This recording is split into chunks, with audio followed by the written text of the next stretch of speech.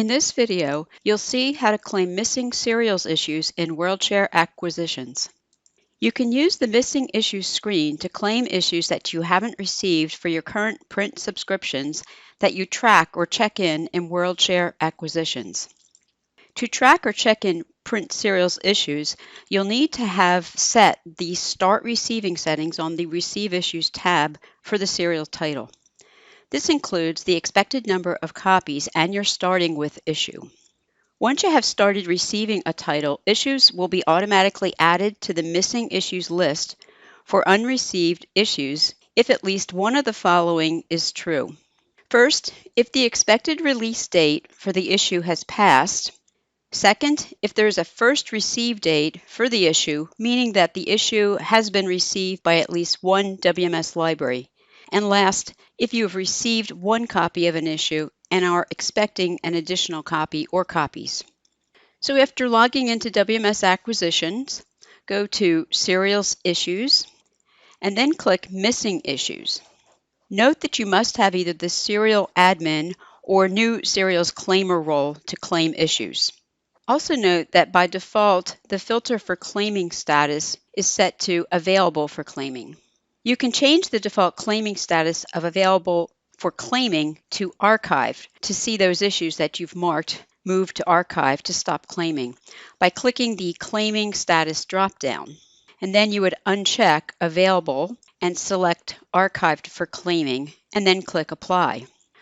If I want to see all of the issues available for claiming, I can leave the search text box blank and then click Search.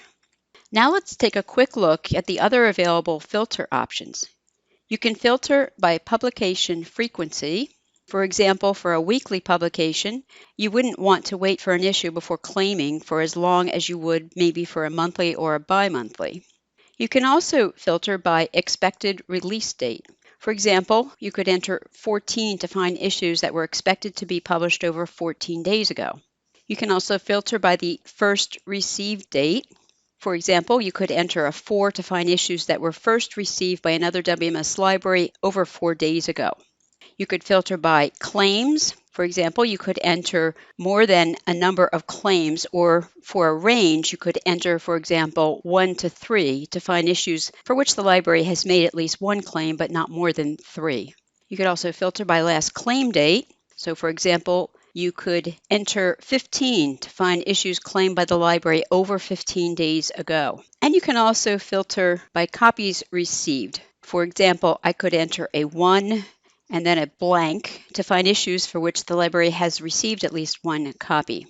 Finally, you can filter the missing issues list by vendor. So you would just start typing the vendor name and then select it when it appears.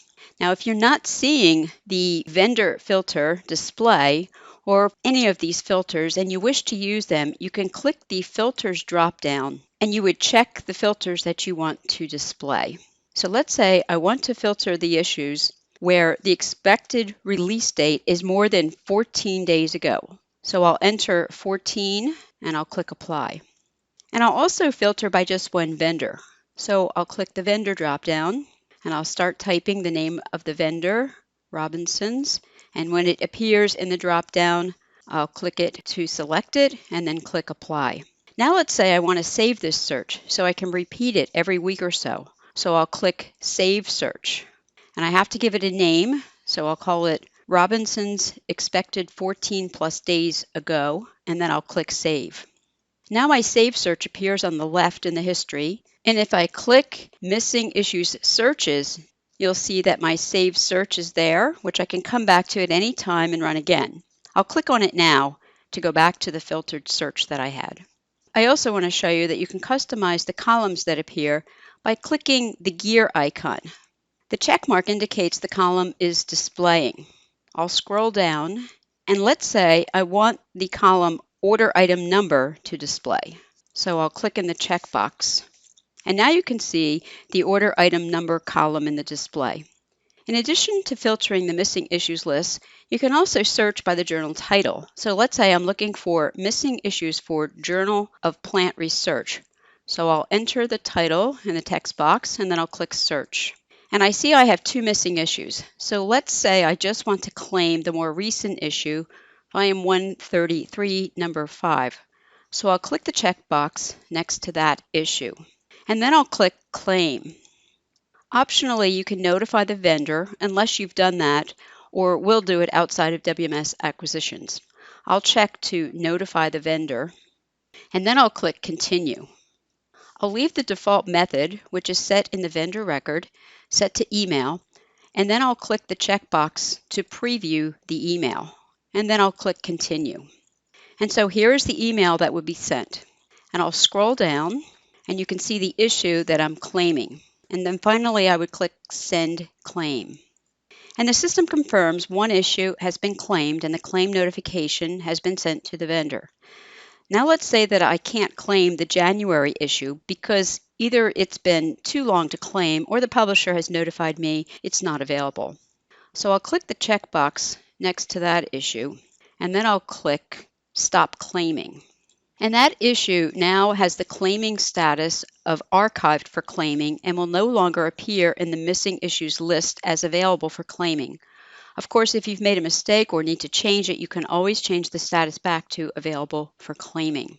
Please note that if you receive a lot of print serials issues through WorldShare Acquisitions, there is now the option to set up automatic serials issues claiming. You would need to create a number of saved searches, and then you would create automated jobs to run those searches at regular intervals. You can find detailed information by going to help.oclc.org and then choose Library Management, and then WMS Acquisitions, and then Serials Issues. If you have questions, you can find contact information for OCLC support in your region by going to help.oclc.org and select Contact OCLC Support. You can also go directly to the OCLC support page by going to oc.lc/support.